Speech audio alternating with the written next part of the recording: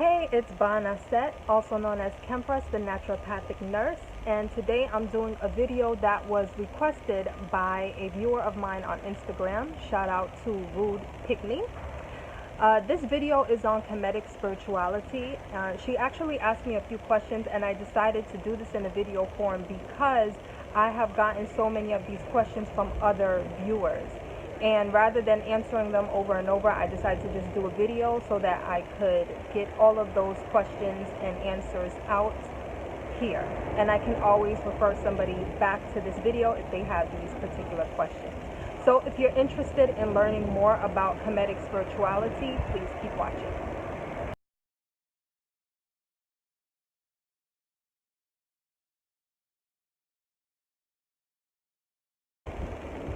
The first question is, how did you come across Kemetic Orthodox? I want to first clarify the term Orthodox because it's a term that really applies to religion, not necessarily to the Kemetic spiritual system. Orthodox is defined as strict adherence to religious standards or doctrines. And since Kemetic spirituality is not a religion, it's not necessarily a term that I would use. So the difference really would be in religion. The root word of religion comes from the word religare, which is a Latin word. It's spelled R-E-L-I-G-A-R-E, and it means to bind. The primary reason for religion was to control the minds of people. And they did that through fear-based programming, such as there's a heaven and there's a hell. And if you don't do what is God's word or what is written in this book, you go to hell. You go to hell. So it's a guilt and a fear-based way of thinking. Spirituality does not put you in a box. Spirituality is just your connection to the divine with no middleman. So you don't have to war with your brother or your sister or with anyone because they don't connect to the divine in the same way that you do. Okay? So how did I come across Kemetic spirituality?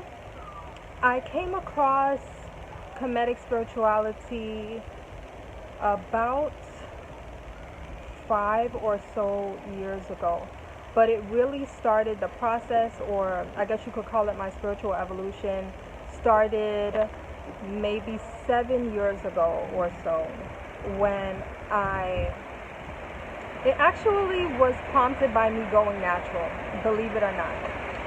At that time, when I had to make the decision in my mind that I wanted to see the way the divine made me in my natural form, I had to then start to come more into terms of, well, who am I? Where do I come from? What is my background as a person of African descent? And that really started my journey to spirituality outside of religion, because I've really never been a religious person. I grew up in a Christian Baptist home. My mother was a Christian Baptist, and my father was a Muslim. And he also was a person who really kind of, he thought outside of the box. And later in his life, he's no longer with us today, but later in his life, he was not practicing any religion. He was also a very spiritual person. And I think I got a lot of that from him. So, my journey to understanding myself as an African person and also understanding African spirituality led me to Kemet. That happened at a time where I was actually recovering from a car accident and some other things that I was going through. And through my own research and through my own background as a nurse, I started actually healing myself through holistic methods. And I was led, divinely led, to one of my teachers in Kemetic spirituality. His name is and he taught me that we actually have our own practices. We have our own practices in African medicine that help to heal us, mind, body, and spirit. And I became more interested in how to do that, how to implement that, not only for myself, but for patients and for clients as a nurse. And that's how I transitioned actually into holistic practice. So Kemetic spirituality, it's a science. It's not just about so-called gods and goddesses, and I'll get into that a little bit later. But it's a science. It's a holistic science of mind, body, spiritual wholeness in connection with the divine. Everything that I was searching for in terms of how to heal myself, it kept leading me back to Kemet. So I came across some of these amazing elders who I like to call the keepers of African natural medicine. And some of them include Queen Afua, Dr. Akua Gray, Muchat Shemsut, Imfundishi Jehutimus, and Rekit Kajara Niyaya of the Raseki Arts Temple.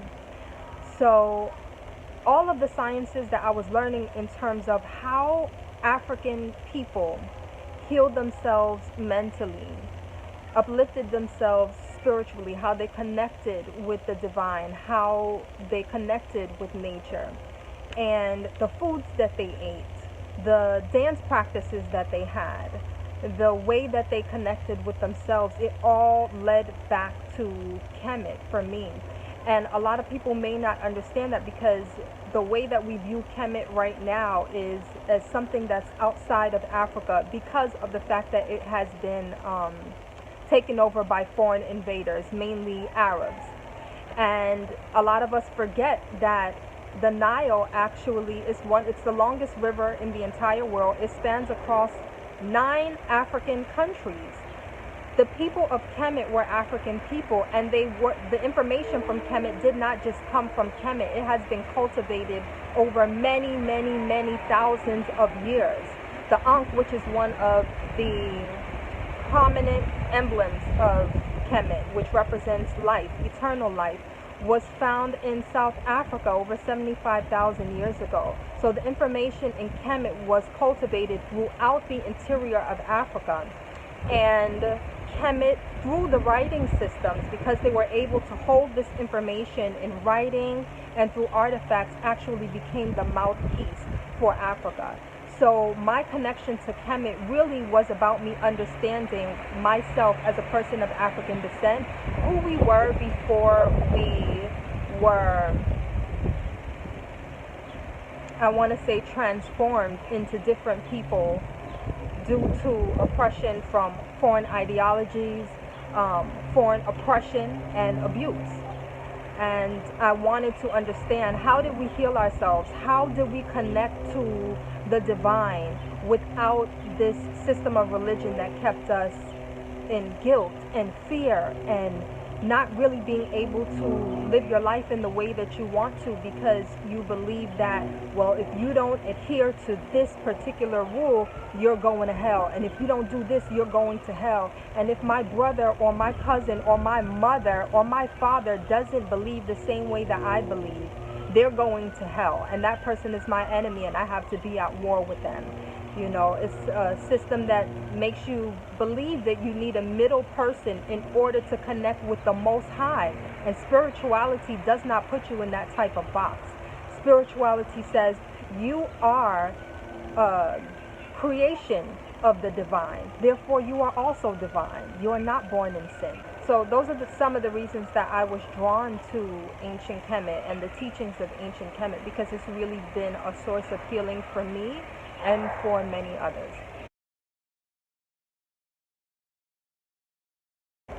So the next question is, what is the Kemetic belief system?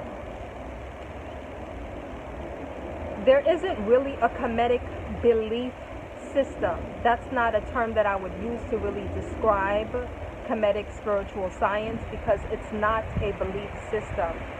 Belief says that this is a concept. This is the idea, and I don't have to prove anything to you. I don't have to show you the bones of anybody that existed in the Bible. I can tell you that human beings came from the rib of a man, And you believe that, even though in reality all life comes through the feminine principle. So belief says that I don't have to prove anything to you, just believe, just believe. Even if what you are seeing or what you're believing doesn't match up with what you are seeing in reality, just believe. Kemetic spirituality is not based on belief, it is based on knowledge. What the people of ancient Kemet did was they understood that there is one divine mind, one divine consciousness, which they called nature. And very likely it's the root word for the word nature. There's nothing outside of nature. There's nothing that exists outside of nature. Nature is the all. It is the one divine mind. It is the one consciousness that is connected to all things, that all things are a part of, that is all things. So there's nothing outside of nature. Belief is symbolic thinking. It means that you only understand what something is based on what someone else told you. There doesn't have to be any proof in reality for what that is. And you don't have to see any proof. You just believe. You just believe. So it's based in symbolic thinking. Knowledge is based in symptomatic thinking. Kemetic spiritual science is based in symptomatic thinking, which means that it is what it is. The ancient Kemetiu understood the divine through nature. You can understand what the spirit of certain elements of nature are because you can see what they do for you. For example, many of us have probably heard of the nature Ra, which is the energy from which the sun emanates. If you understand what the sun is and what it does for all life on the planet, not just this planet, but in the entire galaxy, you can understand why that energy was highly revered. The sun powers everything on this earth. And in the entire solar system, all of the planets revolve around the sun. If the sun decided that it was not going to come out anymore, that would be the end of life on every planet in this entire galaxy. We would all cease to exist. So they understood the power behind this energy. They understood the power behind this energy, and they gave high reverence to it. And they understood spirituality based on what they could see in nature. And based on what they could see, they personified the divine through nature. Okay? They understood divine principles and laws, such as balance. All things in the world are in balance. And the Necheret Ma'at was a personification of balance. Balance, love, reciprocity, peace, order, propriety. This is a divine law. So it's not necessarily a god or goddesses. The Necheru are not gods or goddesses, and they should not be interpreted or translated in the same way. Necher is the all. Necher is all things. Necher is the energy that exists in all things. It is one divine mind. It is one consciousness. Nothing that exists is outside of Necher. Necher is you. Necher is the energy that is between us at this moment. Necher is your lungs. It's the way your heart beats. It's the beat in between your heartbeat. I don't think that very many people would describe God in that way. I don't think anybody would describe God in that way. I've heard people describe God as a jealous God. God is an angry God sometimes. Necher is the divine, and as a creation that is a manifestation of the divine, you are also divine. There's no concept in Kemetic spirituality, or really in any African system of spirituality, that you are born in sin. No. No, you are a divine being, and you are a child of the divine. Therefore, you are also born divine. Do you have trouble finding other people to practice with? No. No, I do not. I actually started as part of a community, as part of several circles of one larger Kemetic community here in New York, and there are many throughout the world. So I have never had a problem finding people to practice with. It may be a problem for people outside of this community to understand exactly what I'm doing or what it is about, but I never have a problem finding people to practice with or to connect with. There is a very large Kemetic community here in New York in several different circles, but I do understand that that's not the case for everyone. And I've had that expressed to me when we travel, when we do conferences and things like that, that some people may find it difficult to find other people to practice with. And my advice on that, if you're just getting started, if you really want to understand what Kemetic spirituality is about, I'm going to recommend some of the books that actually helped me on my journey, and I think that would be a great place to start. So the first one, which I would say is the main book to start with, is this one, and it's called Spiritual Warriors Are Healers by Mfundishi Jehutimus. This book is it. This book is going to let you know exactly what you need to know, exactly what you need to understand. It's going to give you a base for beginning to understand Kemetic spirituality. The other one I would say is Sacred Woman by Queen of Four. This book is everything. This book is excellent. This was one of the fundamental books that I read in my healing journey. My journey as a woman of African descent, learning to heal myself, mind, body, and spirit.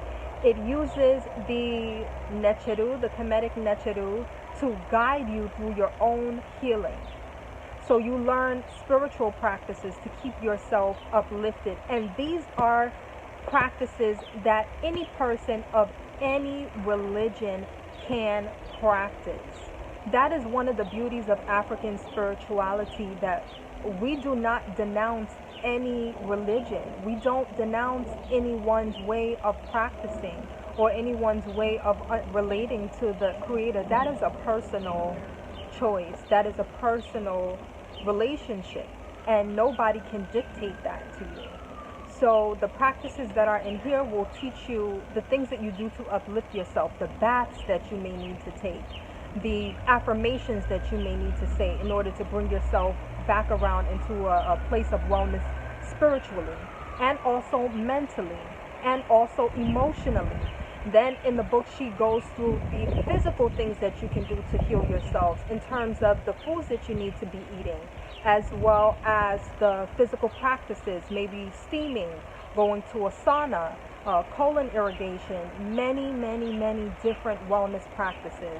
And that's one of the things that I love so much about African spirituality, is that it is not just doctrine, it's not just laws, it's not just rules. It is a full, total practice, mind, body, and spirit, for how to keep yourself in wellness. So I absolutely love these books. So another book that focuses mainly on the spiritual things that you can do to keep yourself in wellness is this book. This is also one of my favorites. It's by the Raseki Arts Temple, and it's called Kemetic Reiki. A lot of people believe that Reiki is an Asian science, and it actually is not. The term Reiki is not even an Asian word. It comes from the word Ra, and many times Europeans and Asians misinterpret the spelling of the word Ra as Ray, and it's actually explained in here in this book as well. So I would recommend this book. For those of you who don't understand what Reiki is, it is the science of healing the spiritual body, the auric field, through intention, through words, through physical touch, through crystals, through mantras, through sound and through your environment. So these are some excellent books, and here's another one. This is also from the Raseki Arts Temple, and it's called Speaking with Spirit. This is a book that, as you can see, is kind of dog-eared a little bit right now because I use this book a lot. It has some great Kemetic chants in it, prayers, and also prayers and affirmations from throughout the African diaspora and many different African spiritual systems. My advice would be to begin with some of these books that I mentioned, all of these books, because they're great. To begin reading, and as you begin reading, to do some research on your own, and then to find people online who you can connect with. There are many different bases online, many different circles online, and once you connect with people online, I can guarantee you that through that work and through also taking certain courses, certifications, and learning more about this information, you will connect with people in person to practice with. Okay? I am a very firm believer that everything you are seeking is also seeking you. If you ask a question, there must be an answer, and an answer must come to you. This is part of the reason that in many religious practices you are taught not to question. Because if you never ask the question, you will never get an answer.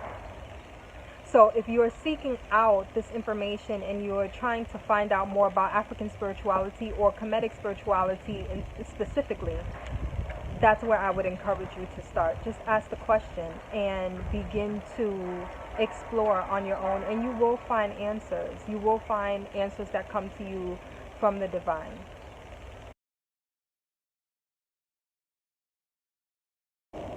What I can say is that there will undoubtedly be differences because we are practicing an ancient spiritual science in modern terms. We are also practicing an ancient African science in a Western society. So there will be some differences in the way you will have to do some things. However, there is no real religion. It's not a religious practice. And I understand that there are some people who may be trying to turn it into some type of religious practice, but from my point of view, these people are actually taking their own ideas and superimposing them on information that they've learned from Kemet. So there's absolutely no way for me to quantify what the differences are or how many differences are that there would be between how the ancient people of Kemet practiced and how we practice today. Just based on the fact that it's a totally different time period, we're in a totally different culture. We ourselves as African people have changed from who we were before foreign invasion. Our thinking has changed. And so there are things that are corrupted. The best way that I could say to get the purest form and the purest energy of how this spiritual science was practiced is to learn the Medu Neter. And the Medu Neter is the ancient writing system of Kemet that people know today as hieroglyphs. People today call it hieroglyphs, but the people of ancient Kemet called it the Medu Neter, which means divine words of the Creator.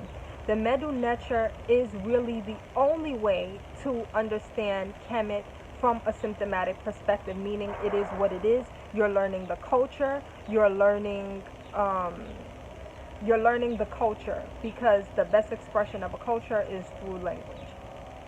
We also have to take into account that some of our information has been destroyed due to destruction from foreign invaders who sought to have us never understand who we were again. And so we have to do our best to go back using the Medu Neter and primary text in the Medu Neter so that we are not interpreting our African works through European Egyptologists or through anybody who is telling you what this stuff says. You have to know it for yourself. You have to be able to read primary text to understand the true essence of what was studied, what was taught, and what the Kemetic culture really was.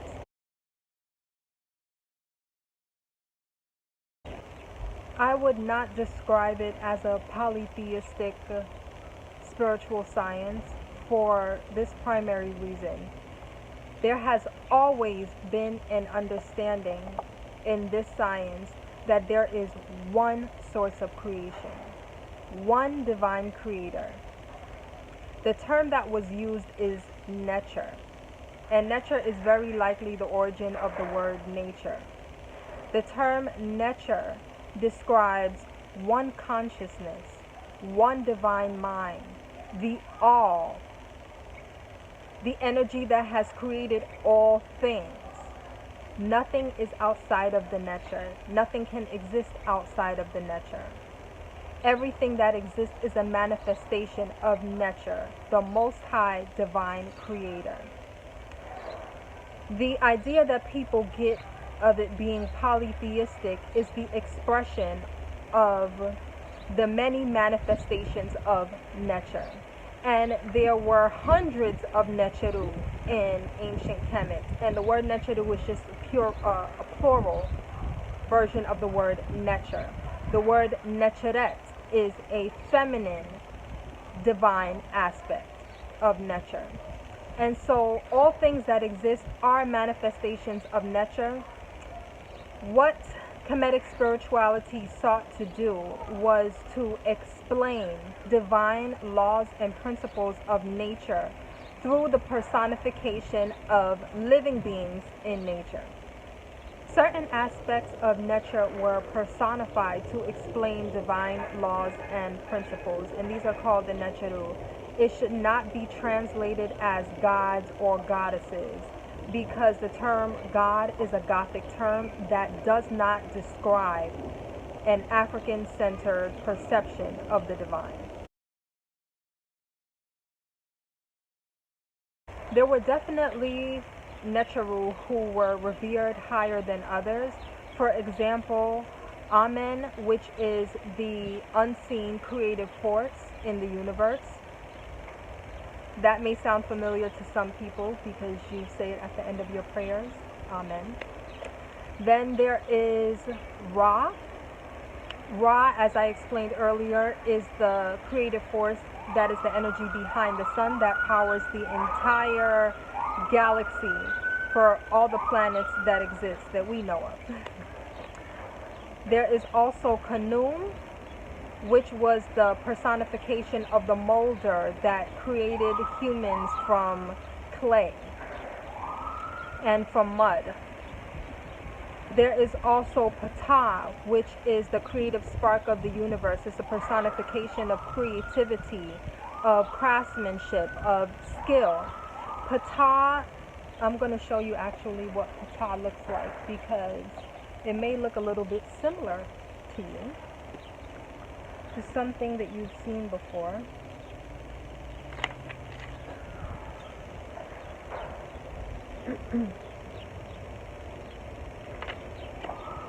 And this is Ptah, you can see. This is Ptah. And the image of Ptah has been used as an imitation in the Oscars, actually, to exemplify excellent work as an actor. They use a statue that is an imitation of Ptah. And there are many things that you'll see from ancient Kemet. If you study the culture and the science of ancient Kemet, the images, the symbols, the Medu Nature exist throughout the entire world, and we see it every single day and have absolutely no clue that that's what it is. Many of the stories from ancient Kemet or the myths from ancient Kemet are retold throughout other religions and spiritual practices as well. And the other nature would be Amen Ra. At a later period in Kemet, Amen and Ra were combined together into one nature. were combined and celebrated together into one nature to express the seen and the unseen forces of the universe. Those are the ones that I would say are the more revered from Kemet, but in current society there are others who are more well known. And I would say the most well known would be the Trinity of Asar, Aset, and Heru, simply because that story has been retold throughout so many religions around the world. The Greeks actually call this Trinity Isis, Osiris, and what's the other name? Isis, Osiris, and Horus. That's the term for Heru. Asar is known as the Great Good. Asar was slain by his jealous evil brother, Set, and his body was cut up and scattered throughout the entire world.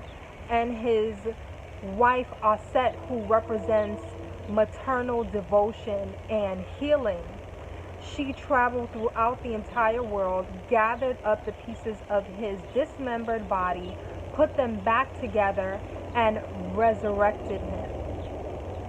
The only piece she was unable to find was his phallus. But of course she needed to give birth, and so that's where the idea of Immaculate Conception came from. Through Immaculate Conception, she gave birth to their son Heru. Heru represents the victorious one, highest consciousness, the greatest good. And so the story of this divine mother is the original concept of Mary, and the victorious one, highest consciousness that is leading you to divinity is the original story of Jesus. So this is where the Mary Jesus story actually comes from, and it has been retold throughout many religions that exist today. However, the one in ancient Kemet predates it by thousands of years, so we know where the story came from. So I hope I've answered your questions. If you have any more questions, please put them in the comment section and I will reply to them. As I said previously, I'm definitely going to be making more videos more regularly, so subscribe if you like the videos that I've been putting out. Leave me a comment if you want me to do another video on anything that you have questions on about this particular topic. Definitely ring the bell so that you know when I post another video, and follow me on all of my platforms, Instagram, Facebook, and here on YouTube at Kemetic Wellness. If you want more information about how to connect with ancient Kemetic spirituality, you can definitely contact me on my website, www.kemeticwellness.com, for more information. And I will see you in the next video. Peace.